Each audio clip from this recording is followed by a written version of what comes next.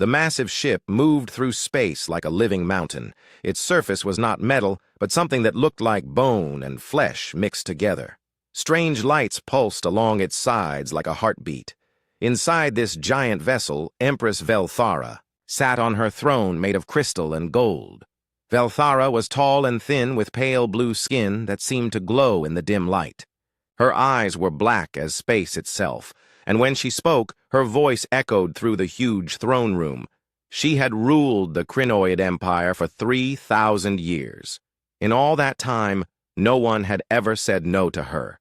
"Bring me the report," she commanded. Admiral Thekmor walked forward. He was shorter than the Empress, but still twice as tall as any human. His skin was darker blue, and strange marks covered his arms like tattoos that moved on their own. He carried a glowing tablet in his four-fingered hands. "Your Majesty," he said, bowing low, "our scouts have found a new system. They call it Sol. There is a small blue planet with thinking creatures on it." The Empress leaned forward on her throne. "Tell me about these creatures." Thekmor touched his tablet, and pictures appeared in the air above them. Images of Earth showed green and blue, colors swirling with white clouds. Cities with lights sparkled on the dark side of the planet. "They call themselves humans," Thekmor said. "They are small creatures with only 2 arms and 2 legs. They have soft skin with no natural armor. Their technology is very basic. They have just learned to travel between stars. But their ships are slow and weak." The Empress smiled, showing teeth that were too sharp and too white. "How many ships do they have?" "Perhaps a few thousand small vessels, Your Majesty." "Nothing. That could threaten even one of our bioships. Their weapons appear to be simple chemical explosives and basic energy beams. No biotechnology at all." Other alien creatures stood around the throne room. These were the High Council, advisors who had helped conquer hundreds of worlds. They all looked pleased. Another easy victory was coming. High Counselor Zixandra stepped forward. She was the oldest advisor with skin so pale it was almost white. "Your Majesty, perhaps we should study them more before we attack. Some species fight harder when they are desperate." The Empress waved her hand. "Nonsense. Look at them. They are weak and divided. Our scans show they fight among themselves. They will surrender quickly when they see our power." She stood up from her throne. The crystal and gold made music as she moved. "Prepare the demonstration fleet. 500 bioships should be enough to make them understand." 500, Thekmor asked.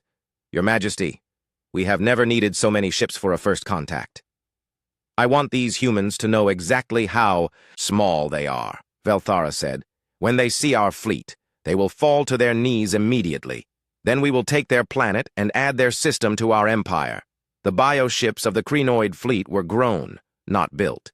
Each one was alive, in its own way. They could heal from damage and grow stronger over time. The smallest ones were as big as human cities. The largest could hold millions of aliens inside their living walls. As the fleet prepared to leave, engineers worked with the bioships to make them ready for travel. They fed the ships special nutrients to make them strong for the long journey.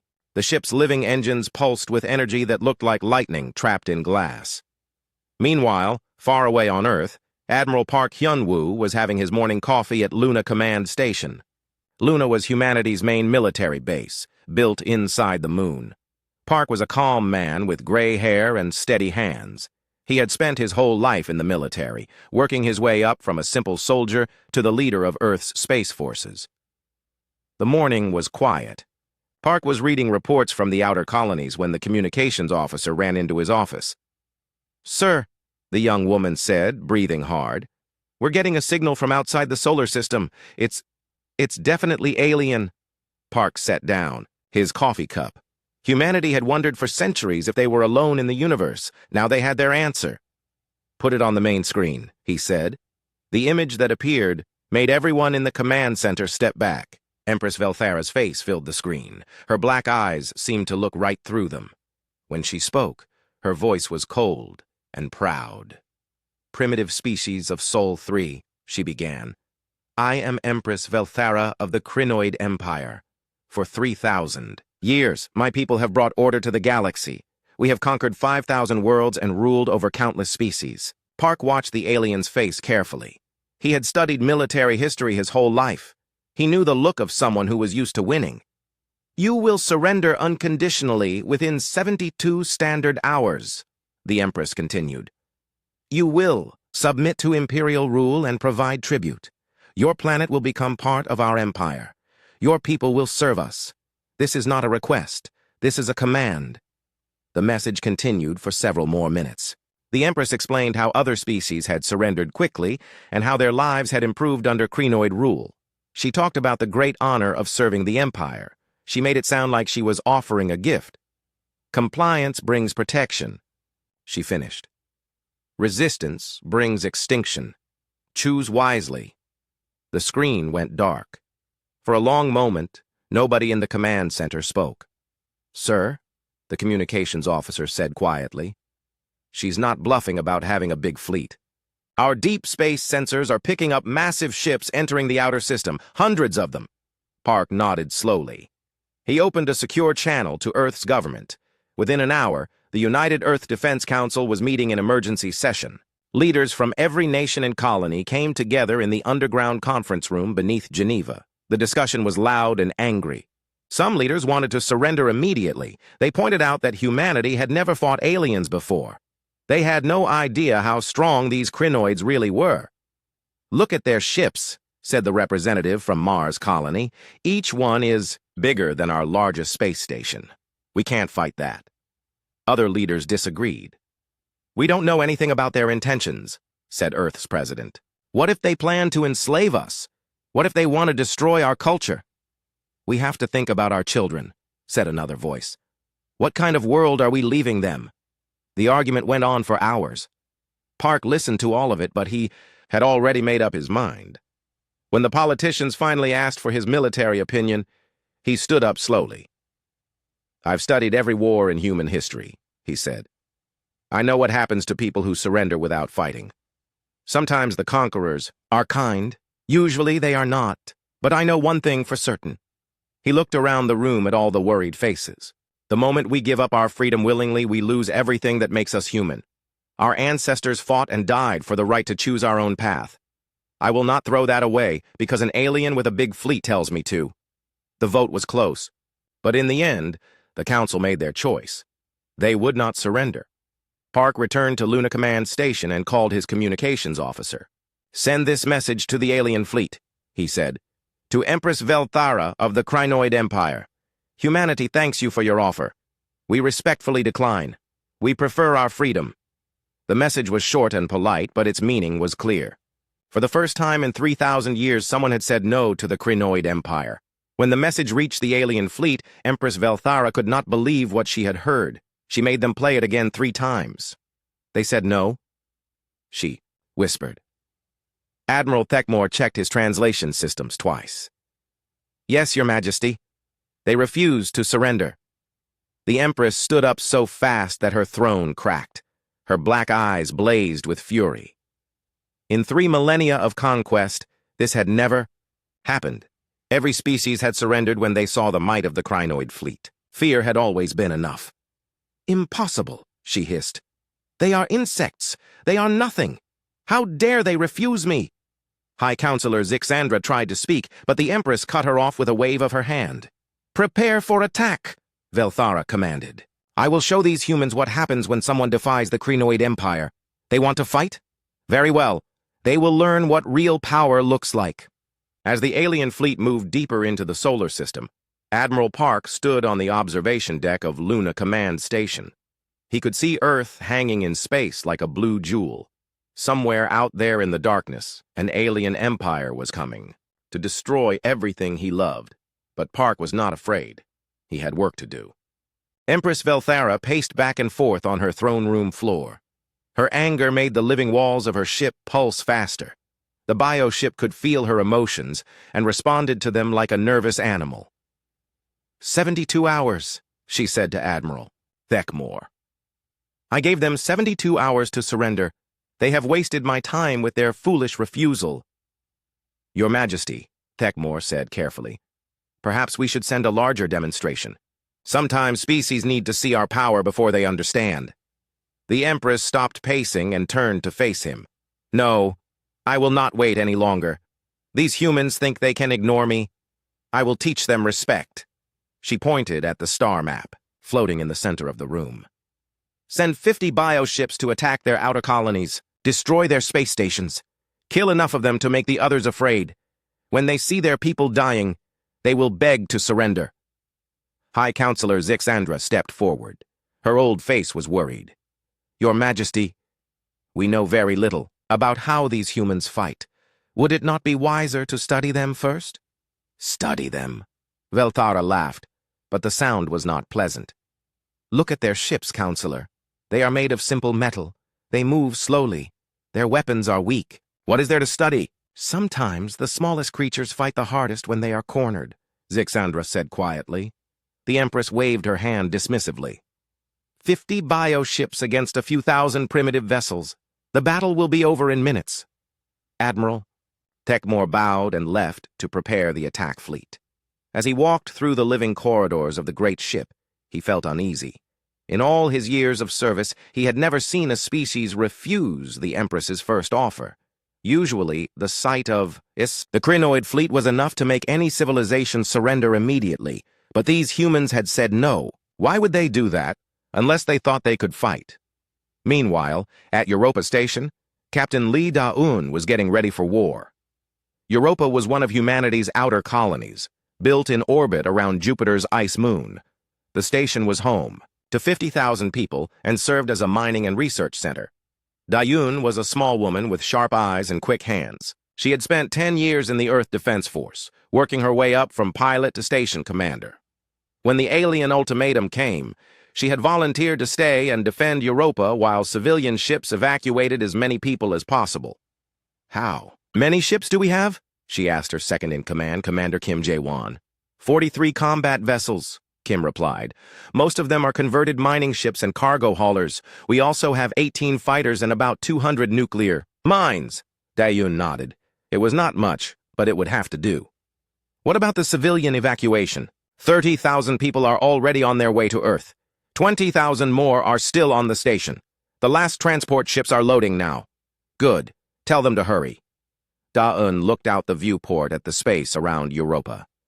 Her ships were hiding among the ice chunks and metal debris that orbited the moon. From a distance, they would be hard to spot. She hoped that would give them some advantage when the aliens arrived. She did not have to wait long. The Krynoid attack fleet came out of faster-than-light travel like monsters emerging from a nightmare. The bioships were enormous, each one bigger than Europa Station itself. Their living hulls pulsed with strange colors, and energy weapons grew from their surfaces like thorns. 50 ships, Kim whispered. They sent 50 ships just to destroy. One station, Da-un gripped the arms of her command chair. It means they think we're dangerous enough to need 50 ships. Let's prove them right. The alien fleet moved toward Europa in perfect formation. They had done this many times before on many different worlds. The plan was always the same. Arrive, demonstrate overwhelming power, accept surrender. But as they approached the station, something unexpected happened. Instead of sending a surrender message, the humans opened fire. The first shot came from a converted mining ship called the Soul's Pride. Its industrial cutting laser, designed to slice through asteroids, lanced out and struck the lead bioship. The alien vessel's living armor bubbled and steamed where the beam hit. Impossible, said the Krynoid ship captain. They are actually fighting us. More human ships appeared from their hiding places among the ice chunks. They fired everything they had, missiles, energy beams, and even simple bullets. Most of their weapons were not designed for space combat, but the humans had learned to make do with what they had.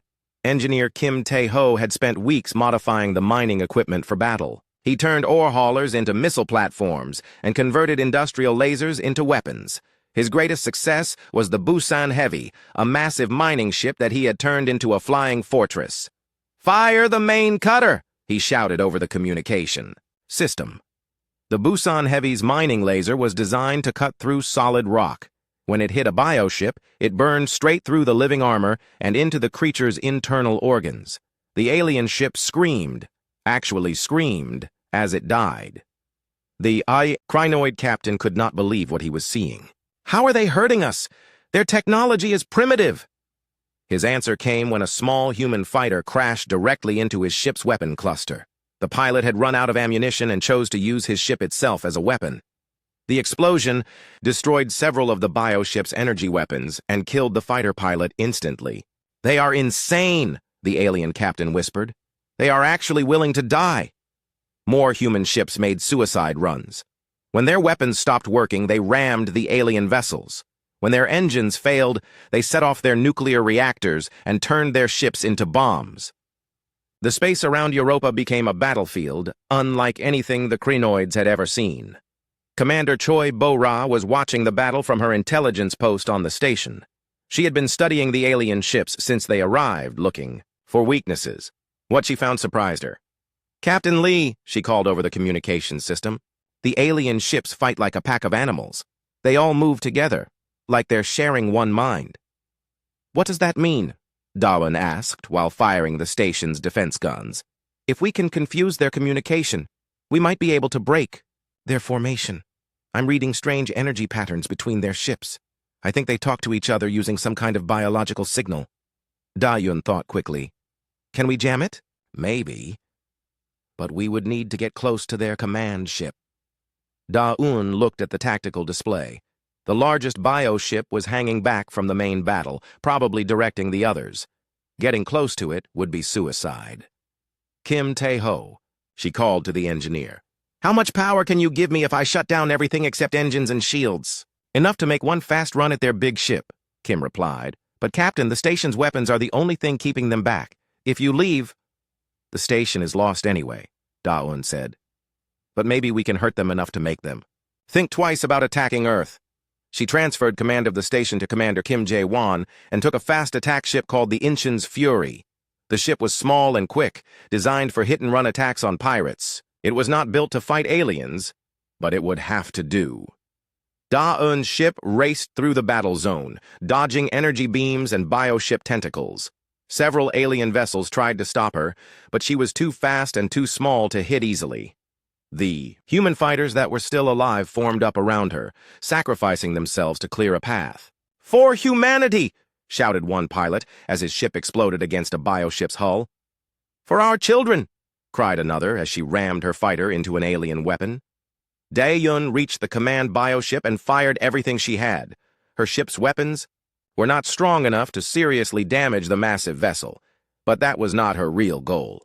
As her missiles exploded against the alien hull, she transmitted every electronic virus, jamming signal and data packet that human scientists had prepared. The effect was immediate. The command bioship's biological communication system became confused and started sending wrong signals to the other vessels. The perfect alien formation broke apart as ships received conflicting orders. "Now!" Da-Yun shouted to all human forces. "Hit them while they're confused!" The remaining human ships and the station's guns concentrated their fire on the scattered alien vessels. Without their coordinated tactics, the bioships were much easier to target. 3 more alien ships died in the following minutes. But the victory was temporary. The Krynoid captain quickly shut down his communication system and switched to simple, light signals. The alien formation reformed, and they began to systematically destroy every human ship they could find. One by one, the human vessels died. The Soul's Pride exploded when its reactor overloaded.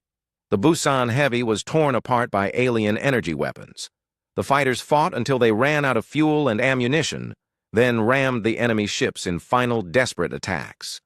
Europa stations. Shields failed, and bioship weapons began burning through its hull.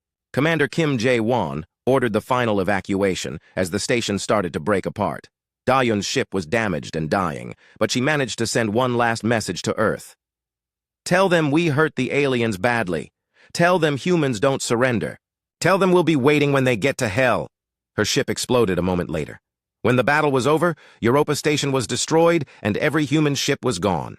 The news of Europa Station's destruction spread across human space like fire through dry grass.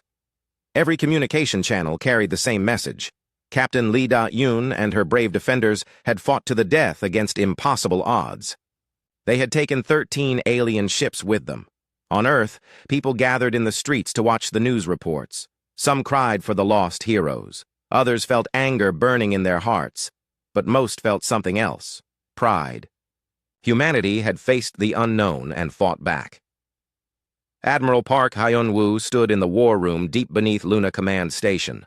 The walls were covered with screens showing star maps, ship positions, and damage reports. Military officers from every human colony and nation filled the room. "The alien fleet is regrouping," reported Commander Choi Bo-ra. "She had escaped from Europa Station on one of the last evacuation ships. Our deep space sensors show at least 3,000 ships entering the outer system. It's the largest fleet we've ever detected." 3,000, whispered General Yoon Sang-min. He was a big man with scars on his hands from years of military service. "How can we fight 3,000 alien ships?" Park looked around the room at all the worried faces. These were good people, brave people, but they were afraid. They had reason to be. Humanity's entire space fleet had fewer than 5,000 ships, and most of those were small patrol vessels and cargo haulers. "There's something you need to know," Park said quietly. "Something that has been kept secret for 30 years. He walked to the main display and entered a code that only he knew. The screen changed to show a star map of the solar system, but this map was different from any they had seen before. Beyond Pluto's orbit, far from any inhabited world, red dots marked locations that were not supposed to exist. "What are those?" asked Colonel Kim Min-ho, squinting at the display. "Shipyards," Park said. "Hidden construction facilities that have been building ships for 3 decades. The room erupted in surprised voices. Officers demanded to know how this was possible, why they had not been told, what kind of ships were being built. Park raised his hand for silence. "Project Heracles was started after we first detected radio signals from space. Scientists told us that if aliens existed, we might not be alone for much longer. The world's governments decided we needed to be ready." Engineer Kim Tae-ho, who had survived Europa Station by staying behind to help with repairs, stepped forward. "Sir, with respect, even if we've been building ships for 30 years, we can't possibly have enough to fight 3,000 alien vessels." Park smiled for the first time since the crisis began.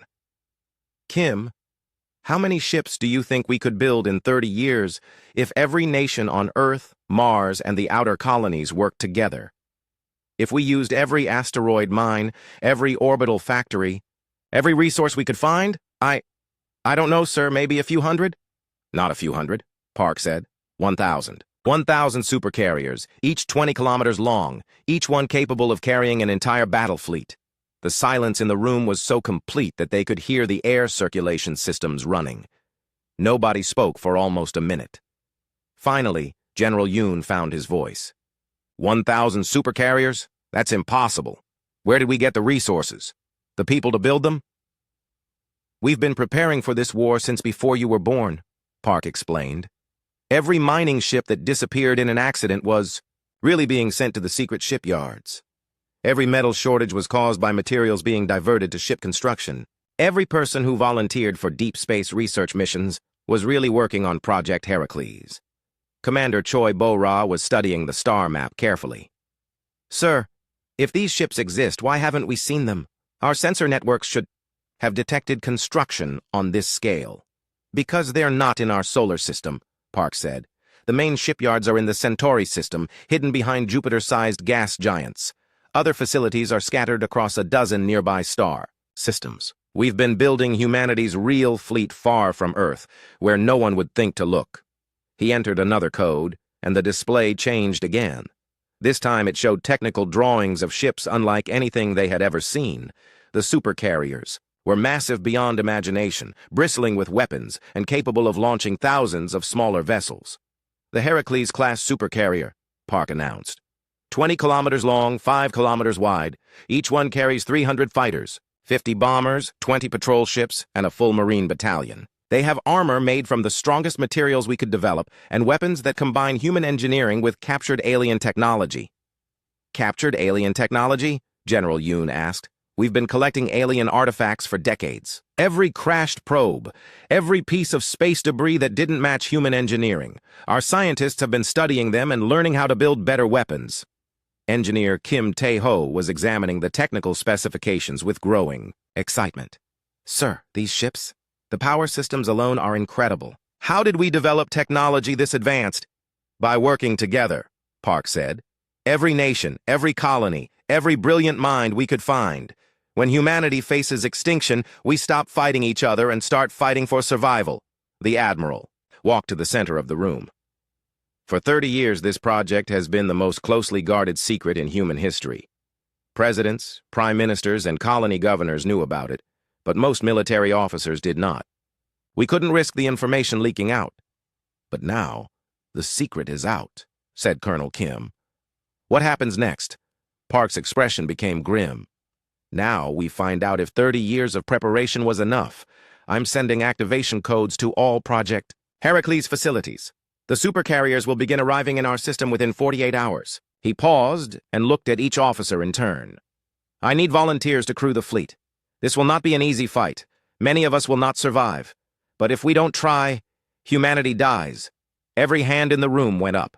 The next 2 days were the busiest in human history. Across Earth and its colonies, people prepared for war. Families said goodbye as mothers, fathers, sons, and daughters reported for military duty. Factories that had been making consumer goods switched to producing weapons and ammunition. Every resource, every person, every ship was mobilized for the coming battle. Captain Lee Da-yun's sacrifice at Europa Station had become a rallying cry. Remember Europa appeared on walls, websites, and military banners.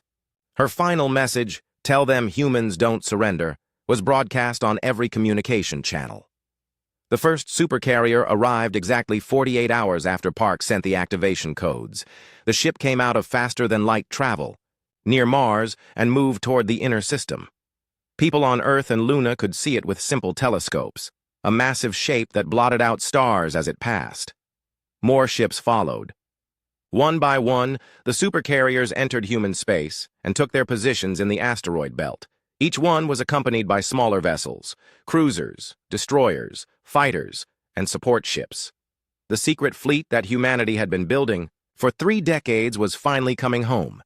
Engineer Kim Tae-ho was assigned to the flagship, a supercarrier called the HSS Indomitable. As his shuttle approached the massive ship, he could barely believe what he was seeing. The vessel was so large that it had its own artificial gravity and internal weather systems. Cities could fit inside its hangar bays.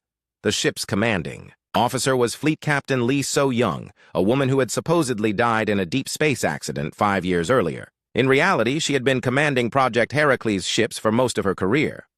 "Welcome aboard the Indomitable," she said as Kim arrived on the bridge. "I know this must be overwhelming, but we don't have time for a full orientation. The alien fleet will be here soon." Kim looked around the bridge in amazement. The command center was larger than most space stations, with hundreds of officers working at control stations. Holographic displays showed the positions of the entire human fleet as it assembled. "How many ships do we have total?" he asked. 1,000 supercarriers as promised, Captain Lee replied. "Plus support vessels, that gives us about 50,000 ships total. It's the largest fleet humanity has ever assembled. Is it enough? We're about to find out." Admiral Park transferred his command to the Indomitable and began organizing the fleet for battle. General Yoon Sang-min brought his Marines aboard to prepare for ground combat if the space battle failed. Commander Choi Bo-ra set up her intelligence operation to analyze alien tactics and find weaknesses they could exploit. As the human fleet gathered in the asteroid belt, civilians were evacuated from Earth's major cities to underground shelters. Nobody knew if the planet would survive the coming battle. Emergency supplies were distributed, and backup communication systems were activated. But something unexpected happened as humanity prepared for its final battle. People did not panic or despair. Instead, they felt united in a way they had never experienced before. Old enemies became allies. Rich and poor worked side by side. Nations that had fought each other for centuries now stood together against a common threat. The revelation of Project Heracles had shown humanity what they could accomplish when they worked together. The secret shipyards, the hidden technologies, the massive fleet, all of it proved that humans were capable of incredible things when they had a common goal. The Krynoid Armada came out of faster-than-light travel like a storm made of living ships. 3,000 biovessels spread across space in a formation that had conquered galaxies. Each ship pulsed with organic light, their living hulls breathing. In the vacuum of space, Empress Velthara stood on the bridge of her flagship, the Eternal Dominion. The massive bioship was larger than Earth's moon, its surface covered with weapon clusters that looked like thorns on a giant rose. Through the organic viewing ports, she could see her vast fleet stretching to the horizon. "Magnificent," she whispered. "The largest armada in galactic history. These humans will see our power and die of fear before we even fire a shot." Admiral Thecamore approached the throne that had been grown from the ship's living deck. His 4 arms carried data tablets that glowed with bioluminescent displays. "Your Majesty, our sensors are detecting something unusual in the asteroid belt." Velthara turned her black eyes toward him. "What kind of unusual?" "Ships, Your Majesty. Many ships. Far more than our intelligence estimated." The Empress laughed, a sound like breaking crystal. "How many? A few hundred cargo vessels hiding behind rocks? Do they think they can ambush us?" Thecmore's expression was troubled. "Your Majesty, our computers count approximately 1,000 large vessels. Each one appears to be a capital ship of unknown design." The laughter died in Velthara's throat. 1,000? That's impossible. Our scouts reported that these humans had only a few thousand small ships total. The sensor readings are confirmed by multiple bioships. Your Majesty, the human fleet appears to be significantly larger than we anticipated. For the first time in 3 millennia, Empress Velthara felt a cold touch of uncertainty. But she pushed the feeling away. Numbers meant nothing. The Crinoid Empire had always won through superior technology and tactics.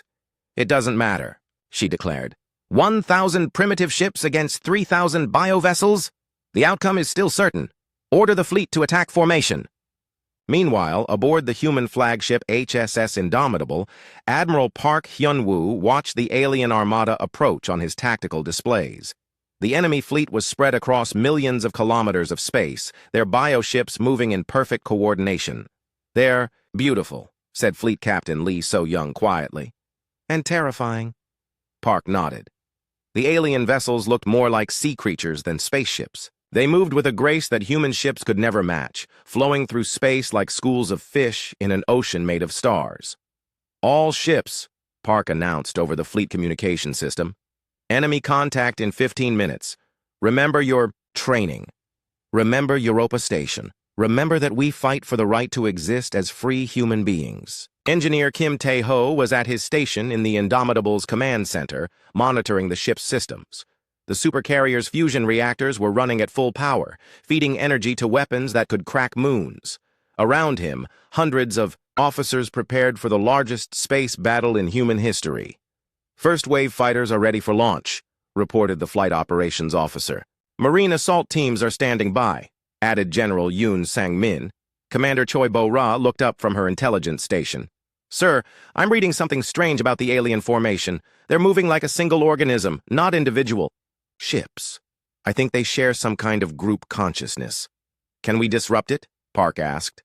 "Maybe, but we'd need to hit their command ships simultaneously. If we can break their coordination even briefly, it might give us an advantage." Park studied the tactical display. The alien fleet was moving in 3 massive groups, with the largest ships at the center of each formation. Those had to be the command vessels. "We'll target their leaders first," he decided. "All supercarriers, prepare for coordinated alpha. Strike." The battle began at maximum range. Human ships launched their first missiles while still hidden among the asteroids. Thousands of nuclear warheads streaked across space toward the alien fleet, their trails looking like shooting stars against the darkness. The Crinoid bioships responded with their own weapons. Energy beams that looked like purple lightning lanced out from their organic hulls. Where the beams struck asteroids, the rocks simply vanished, converted to plasma in milliseconds.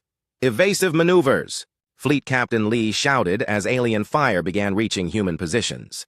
The supercarriers were large, but they were not slow. Human engineering had given them powerful engines and maneuvering systems. They moved between the asteroids like dancers, using the floating rocks for cover while returning fire with their massive weapons. Engineer Kim Tae-ho watched his instruments as the Indomitable's main guns opened fire. The ship's primary weapon was a plasma cannon that could punch through the armor of any known vessel. When it struck a bioship, the alien vessel's living hull screamed and writhed in apparent pain. "They're alive," Kim whispered in horror. "The ships are actually alive. Focus on your job," Fleet Captain Lee ordered. "Whatever they are, they're here to kill us." The first phase of the battle was a long-range exchange of fire. Human missiles and energy weapons struck the alien fleet, causing damage but not stopping their advance. Crinoid bioweapons reached the asteroid belt and began destroying human ships with terrible efficiency. But something the aliens had not expected began to happen. When human ships were damaged or destroyed, their crews did not surrender or retreat. Instead, they kept fighting with whatever weapons they had left. The destroyer Sol Wind lost its main engines and most of its weapons to alien fire. Instead of abandoning ship, the crew used their remaining thruster fuel to ram their vessel into a bioship at full speed. The collision destroyed both ships, but the human crew died knowing they had taken an enemy with them. "Madness," whispered a Crinoid ship captain as he watched human vessels sacrifice themselves. "They fight like they are already dead." Admiral Techmore was receiving similar reports from across the fleet. Human ships that should have surrendered were instead making suicide attacks. Vessels with failed weapons were ramming bioships at maximum speed. "Your Majesty," he reported to Empress Velthara, "the humans are not fighting rationally. They seem to prefer death to capture." The Empress was studying her own tactical displays. The human fleet was taking heavy losses, but they were inflicting more damage than any enemy in Crinoid history. Already dozens of bioships were dead or dying. "It doesn't matter," she said, but her voice lacked its usual confidence. "We still outnumber them 3-1. The battle moved into its second phase as the fleets closed to shorter range. Human supercarriers began launching their fighter wings, thousands of small, fast ships that swarmed around the larger bio-vessels like angry insects. The fighters were piloted by volunteers who knew they probably would not survive the battle. But they flew their ships with skill and courage that amazed even their enemies. Human pilots dove through alien energy barriers that should have been impossible to penetrate. They fired at point-blank range, ramming bio-ships when their ammunition ran out. Commander Choi Bo-Ra had been studying the alien coordination patterns throughout the battle. Finally, she found what she was looking for. "Admiral," she called to Park, "I've identified the 3 main command ships. They're sending control signals to the other bio-vessels. If we can destroy them all at the same time—" "Do it," Park ordered. The human fleet executed a coordinated attack that had been planned for years, but never tested in real combat. 100 supercarriers concentrated their fire on each of the 3 alien command ships. The combined firepower was enough to crack planets. The attack succeeded beyond their wildest hopes. All 3 Crinoid command vessels died within seconds of each other, their living hulls burned away by concentrated human weapons fire. Without their leaders, the alien fleet fell into chaos. Bioships began firing on each other by mistake. Some vessels stopped moving entirely, as if they had forgotten how to function without commands from above. Others began flying in random directions, their organic minds confused and frightened. "Now!" Admiral Park shouted. "All ships, general attack!" The human fleet surged forward from the asteroid belt like a wave of metal and fury. Supercarriers that had been hiding behind rocks revealed themselves and opened fire with every weapon they had. The space between the fleets became a storm of energy beams, missiles, and debris. Engineer Kim Tae-ho watched in amazement as human tactics proved superior to alien technology. The Crinoids had always won through coordination and overwhelming force. But humans fought as individuals, each ship captain making independent decisions, each crew adapting to changing conditions. "They can't predict us," he realized. "Their whole strategy depends on controlling the battle, but we're too chaotic for them to control." The tide of battle turned as more alien ships died. Bio-vessels that had seemed invincible began falling to human weapons. The Crinoid fleet, designed for easy victories against frightened enemies, could not adapt to fighting an opponent that refused to be intimidated. But Empress Velthara was not finished. Her personal flagship, the Eternal Dominion, was the largest and most powerful ship ever built by the Crinoid Empire. Its weapons could destroy entire fleets, and its armor had never been penetrated. "If I must kill them all personally, so be it," she declared. Empress Velthara stood in the ruins of her bridge, surrounded by human soldiers who had done the impossible. Her perfect empire, built over 3,000 years of conquest, was crumbling around her. Through the organic viewing ports, she could see her fleet burning in space. "This cannot be," she whispered, her black eyes fixed on Admiral Park Hyun-woo.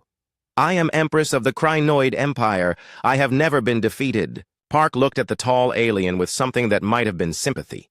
Your Majesty, everyone loses eventually. The question is what you do when it happens. Around them, the battle continued to rage. Human supercarriers pressed their attack against the remaining bioships, while alien vessels tried desperately to regroup. But without coordination from their command ships, the Crinoids were fighting as individuals for the first time in their history. And they were losing. General Yoon Sang-min kept his weapon pointed at the Empress while his Marines secured the HFY bridge. The alien ship's living walls pulsed with pain and fear, responding to their ruler's emotions. The offer stands, Park said calmly. Order your fleet to surrender, and this ends now. Keep fighting, and we'll destroy every ship you have. Velthara's pride warred with her survival instinct. In 3 millennia, she had never been forced to choose between victory and extinction. The humans had done something no other species had managed. They had made defeat possible. You don't understand, she said, her voice filled with ancient arrogance. The Crinoid Empire has conquered 5,000 worlds. We have weapons that can burn stars, technologies that reshape matter itself. This battle means nothing. Commander Choi Bo-ra, who had come aboard during the fighting, stepped forward. Your Majesty, our analysis suggests otherwise. This fleet represents most of your military power. Our intelligence indicates that the Empire is much weaker than you claim. The Empress turned her black gaze on the human woman. You know nothing about us. I know that empires built on fear collapse quickly when the fear is gone, Choi replied. Your subjects have been waiting for someone to prove you can be beaten. We just did. As if to prove her point, reports began coming in from across the galaxy. Word of the battle was spreading through the faster-than-light communication networks. Species that had been enslaved for centuries were beginning to rebel against their crinoid overlords. The Zenthari have declared independence, reported an officer monitoring alien communications. The Vexon system is in open revolt. The Outer Rim territories are cutting communication with the Empire. Velthara's face showed shock for the first time. Her empire was not just losing a battle, it was disintegrating. Admiral Park watched the reports with grim satisfaction. This is what happens when you rule through fear alone. Eventually, someone stands up to the bully and everyone else realizes the bully can bleed. Engineer Kim Tae-ho's voice came over the communication system. Admiral, the alien flagship's main reactor is becoming unstable. If it explodes, it could take out half our fleet. Park looked at Empress Velthara. Your ship is dying. Your fleet is broken. Your empire is collapsing. What will it be? The Empress closed her eyes and made the hardest decision of her long life. All crinoid vessels, she said into her communication device, cease fire, surrender to the human fleet. The effect was immediate. Across the battlefield, bioships stopped shooting and began transmitting surrender signals. The largest space battle in galactic history was over. The final count was devastating. Of the 3,000 bioships that had entered human space, fewer than 800 survived. The humans had lost nearly 300 supercarriers and hundreds of smaller vessels. Millions of beings from both sides were dead. But humanity had won. Fleet Captain Lee So-young coordinated the aftermath of the battle. Human ships moved through the debris field, rescuing survivors from both fleets. The hospital ship Hope worked alongside alien bioships that had been converted to medical duties. We treat all wounded equally, Admiral Park had ordered. Enemy or ally, they all deserve medical care. The gesture surprised many of the crinoid survivors. In their empire, defeated enemies were usually enslaved or killed. The idea of helping fallen foes was foreign to them. One young crinoid pilot, rescued from his destroyed bioship, looked at the human medics treating his injuries. Why? He asked in broken English. Why help us? We came to destroy you. The human doctor, a woman named Dr. Han Ji-min, smiled as she worked. Because it's the right thing to do. You're not our enemy anymore. You're just someone who needs help. The pilot would later become one of the first crinoids to join the new galactic alliance that humanity was building. In the days following the battle, delegations arrived from across the galaxy. Species that had been conquered by the crinoids came to meet the humans who had accomplished the impossible. The Zenthari sent ships filled with scholars eager to learn about human culture. The Vexans brought gifts of rare minerals as tokens of friendship. Commander Choi Bo-ra was appointed as humanity's first ambassador to the galactic community. Her job was to help coordinate the dozens of independence movements that had sprung up in the wake of the Krynoid defeat. "It's not enough to just defeat the Empire," she explained to her staff. "We need to help build something better to replace." Engineer Kim Tae-ho found himself leading a new project, sharing human technology with species that had been held back by Krynoid rule. The aliens were amazed by human innovations, especially the way humans combined different technologies in unexpected ways. "You think differently than we do," observed a Zenthari scientist. "Where we see problems, you see opportunities to be creative." General Yoon Sang-min established the Human Defense Corps, a military organization dedicated to protecting free worlds from any future threats. Volunteers came not just from Earth, but from every species that had been liberated from Krynoid rule. 3 months after the battle, Admiral Park stood before the newly formed Galactic Council. Representatives from hundreds of worlds had gathered to create a new system of government based on cooperation rather than conquest. "We humans didn't set out to become galactic leaders," he told the assembly. "We just wanted to be free. But we've learned something important. Freedom only has meaning when everyone has it." He paused, looking at the diverse crowd of beings before him. The Krynoid Empire fell because it was built on fear and oppression. This new alliance must be built on something stronger, the idea that all thinking beings have the right to choose their own path. The speech was broadcast across 1,000 worlds. On planets that had been enslaved for generations, beings heard the promise of freedom and began to hope. But not everyone was happy with the new order. In a hidden facility deep in Krynoid space, High Counselor Zixandra met with other surviving Empire officials. They were planning a counterattack, hoping to reclaim their lost power. "The humans are weak," insisted Admiral Thekmore, who had escaped the battle with a small fleet. "They show mercy to defeated enemies. They heal those who tried to kill them. Such softness will be their downfall." Zixandra was not so certain. She had studied the human victory carefully and found something that disturbed her. "Their weakness is also their strength," she said quietly. "They unite others because they offer something we never did. Hope. Hope is nothing against superior firepower," Thekmore replied. "Is it?" Zixandra challenged. "The humans had inferior technology, smaller numbers, and no experience fighting galactic wars. Yet they won because entire populations rose up to help them. Hope, it seems, is a more powerful weapon than we realized." The former Empire officials continued their plotting, but their plans would come to nothing. The galaxy had tasted freedom and would never again accept the chains of tyranny. Meanwhile, Empress Velthara sat in comfortable imprisonment on Luna Station. Admiral Park visited her regularly, trying to understand the mind of someone who had ruled for 3 millennia. "You could have been a great leader," he told her during one visit. "Your people built incredible things. They mastered technologies we can barely understand. Why did you choose conquest over cooperation?" Velthara looked out the window at Earth hanging in space.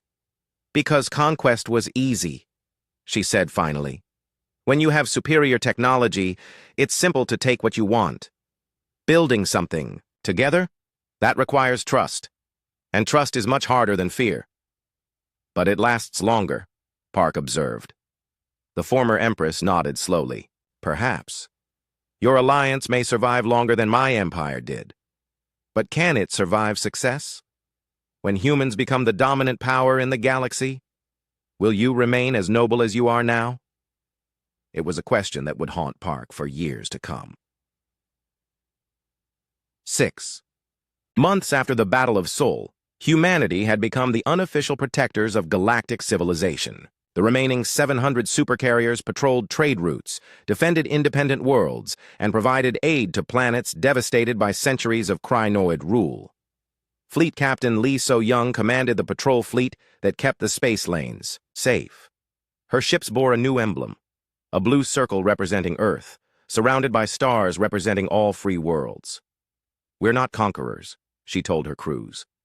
"We're guardians. Our job is to make sure that what happened to the Krynoids never happens again. That no single power grows strong enough to enslave entire civilizations."